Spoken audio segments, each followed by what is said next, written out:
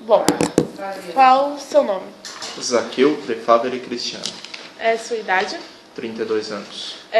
Você trabalha só aqui em Araranguá ou mais em algum lugar? Trabalho no município de Araranguá e nos municípios da região. Tá. Sua profissão é só engenheiro agrônomo? Engenheiro agrônomo. Bom, eu vou fazer algumas perguntas para você. Basicamente, porque a maioria das plantas é habituada a temperaturas amenas.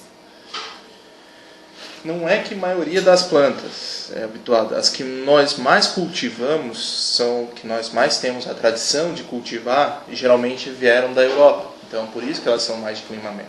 Sim. Nós estamos numa região subtropical. Então, elas também já têm uma característica de clima mais ameno. Mas só que se você pegar, por exemplo, o Parque Ibirapuera, os parques do entorno de São Paulo, em 1 km², tu encontra mais diversidade de planta do que na Europa inteira. Então, a diversidade, a quantidade de espécies não está ligado ao clima, e sim à localização geográfica. Então, um clima mais quente vai ter mais diversidade de planta, mais diversidade de animais. E aí é que vai ter essa relação. Nós estamos habituados com plantas de clima ameno. Por quê? Os nossos colonizadores vieram de clima mais ameno. Trigo é uma região mais fria. Aveia, maçã, são plantas de clima frio. Agora, manga é de origem asiática. Soja é de origem asiática. Então, assim, a nossa referência de planta, de comestível, veio dessas regiões. Então, a gente tem o costume de achar que tem mais plantas lá. Mas, na verdade, não. Quanto mais quente, mais diversidade vai ter. Bom, o que acontece com certas plantas quando ocorre uma temperatura extremamente quente? Assim, existem 2 momentos da planta. 3 momentos. A germinação, o desenvolvimento, reprodução, que vai acarretar na frutificação. Durante a germinação, o calor excessivo, a planta não germina, ela morre. A semente desidrata e morre. Durante o desenvolvimento, o calor excessivo faz a planta parar. Ela fecha os estômatos, que é o órgão, a estrutura responsável que ajuda na respiração, nas trocas gasosas das plantas, ela se fecha e a planta não respira. Então, o calor excessivo faz a planta parar. Já na floração e frutificação, que seria a fase final, tu tem um abortamento de flor. Calor excessivo causa abortamento, causa esse problema. Então, assim, cada estágio tem um caminho, tem um dano que vai causar. Só que, assim, para algumas plantas, o calor é melhor. Por exemplo, o arroz, quanto mais quente, mais ele desenvolver. Agora, se tiver uma atividade, uma ação conjunta, que é a falta d'água, aí é prejudicial. Então, só o calor por si só não é o problema. O problema é ter fatores anexados aí. Tá. E quando ocorre uma onda de temperatura extremamente fria? É o efeito reverso que causa os mesmos danos. Se tiver uma semente, não germina. Na hora que ela está começando a germinar vinho frio, congela e matou o embrião. Durante o desenvolvimento, causa, por exemplo, uma geada. É um evento climático frio. O que acontece? Na hora que forma o gelo sobre a planta, a água expande. Expandindo, ela rompe a célula da planta. Rompendo a célula, causa a morte do tecido. Flor, a mesma coisa. Tá. Como se formam as geadas? Geada. Geada é um conjunto de fatores. A geada, primeira coisa, você tem que ter umidade na altura das plantas. Segunda coisa, céu aberto. Não acontece geada em dia nublado. Por quê? Por causa da troca de calor. Você tem que ter uma perda de calor suficientemente grande para baixar a temperatura na altura das plantas a 0 grau. O excesso de umidade no ar se deposita, como se fosse um orvalho, e aí há o congelamento. Aí tem níveis de geada. Tem uma geada branda, que só vai causar a morte do tecido superficial, mas há uma geada mais profunda, que daí há o congelamento da água mesmo, total. até dentro da planta. Aí não tem recuperação. Tá. E que tipo de prejuízo pode ser causado na agropecuária pelas geadas e pela geada negra? Agropecuária, pensando na parte de animais, bovinos. O bovino vai ficar sem pasto, se aconteceu a geada. Vai secar o pasto, vai faltar alimento. Uma vaca de leite não vai produzir leite. Então é uma cadeia de eventos que vai ocorrendo. Então assim, suíno, o bicho vai querer se esquentar, vai procurar canto, então ele não vai se alimentar.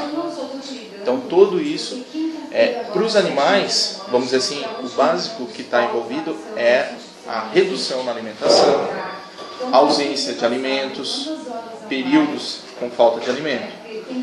Para plantas, é morte. Congelamento em qualquer fase da planta, se matou o ponto de crescimento, porque cada planta tem o seu ponto de crescimento, se a geada chegar a esse ponto, a matar esse ponto, perde-se tudo. Então assim, cada um tem esse nível. Em caso desses fenômenos, que medidas devemos tomar para não correr prejuízo na flora e na fauna? Para atividades agropecuárias, a gente consegue desenvolver alguns mecanismos. Irrigação no horário que se forma a geada, porque a geada se forma entre as 5 e as 7 da manhã. É o horário que o dia está mais frio, né? É esse horário. Então, se você conseguir irrigar, tiver um sistema de aspersão, irrigar todo o ambiente, ela não vai congelar. A água que vai cair sobre as plantas vai correr e vai absorver aquela temperatura e vai indo para o solo. Então não vai causar morte. Irrigação, existe gente que bota fogo em pneus. A fumaça dentro reduz a perda de temperatura, vai ficar um ambiente mais aquecido, como se fosse um mini efeito estufa. Então assim, são as duas estratégias básicas. Criar um ambiente saturado com fumaça ou irrigação. Seriam essas duas estratégias para a agricultura. Quais as culturas agrícolas mais afetadas por esses problemas? Assim, se você praticar o plantio no calendário correto, você não teria tanto problema com as plantas de verão, porque tu já prevê, quando tu monta um calendário de plantio, a recomendação de plantio, ela já vem prevendo o momento ideal, onde a temperatura do solo já está melhor para o desenvolvimento da planta e não tenha risco de geada.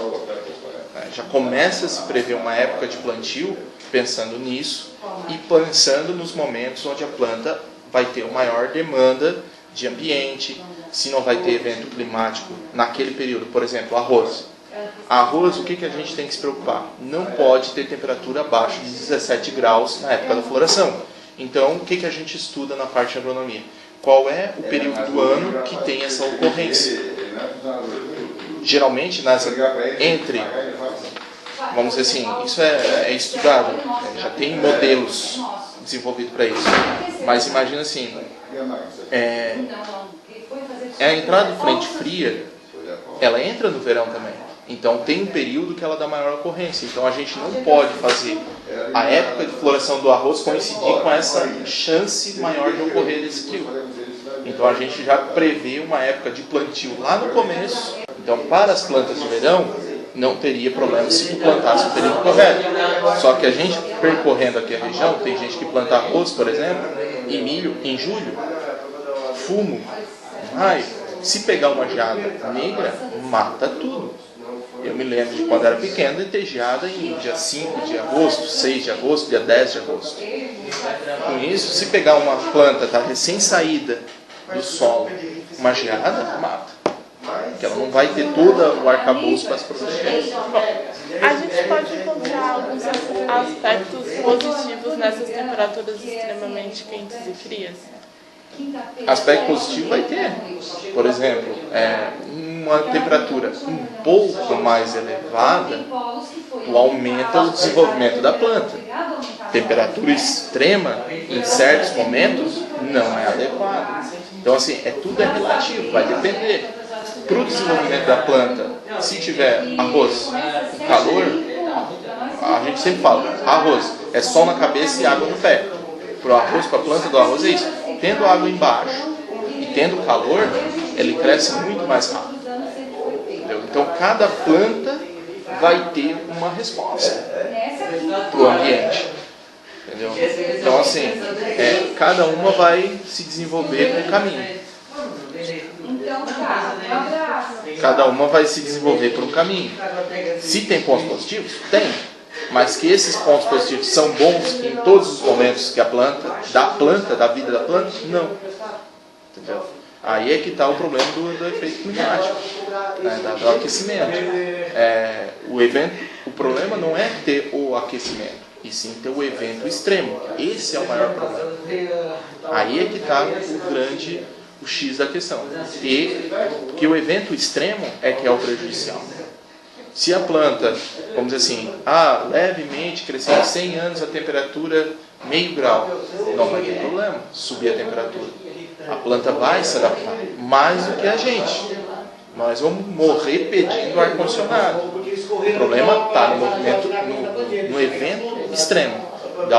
Foi 2010 ou 2011, ocorreu um calor extremo na época da floração. O pessoal nunca viu aquele calor extremo na época da floração. Abortou muita flor.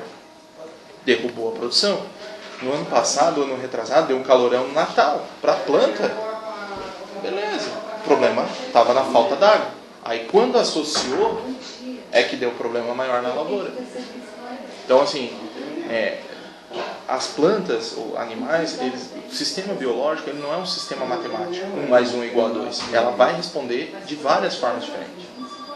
Cada um vai ter sua resposta para aquele evento. Seria mais ou menos isso. Se vai ter pontos positivos? Sim, tem. Vai ajudar, por exemplo, o desenvolvimento. Só que se der o pico no momento errado, causa problema. Assim como o frio. Maçã. Se tu tiver, maçã é uma planta de clima frio. Nós só conseguimos produzir ela aqui acima de uma altitude para baixo do Paraná. Vamos dizer assim, se for tem maçã em São Paulo, tem maçã em Minas. Só o que acontece? A maçã ela precisa de um período de dormência com frio. Esse período de dormência, por exemplo, a maioria das variedades é 700 horas abaixo de 7,2 graus. Ela vai acumulando, como se fosse um acumulador. Vai somando. O sistema bioquímico dela, ela vai se acumulando, vai formando aminoácidos, vai formando ácidos, hormônios naturais ali dentro. Se não tiver essa temperatura, tu não vai ter esse acúmulo de frio, tu não vai ter uma produção adequada de maçã. Esse ano foi um ano problemático, nós não tivemos uma grande soma de horas de frio. Então a qualidade da maçã vai se refletir depois. Agora, se der um frio agora, tu já dá uma geada. Entrou uma frente fria em outubro, por exemplo. Entrou uma frente fria em outubro. Vai abortar tudo que é flor. Mata todas elas. Então, dependendo do ponto que ocorre o fenômeno, é prejudicial ou positivo. É isso que acontece. Bom, é isso. Muito obrigada.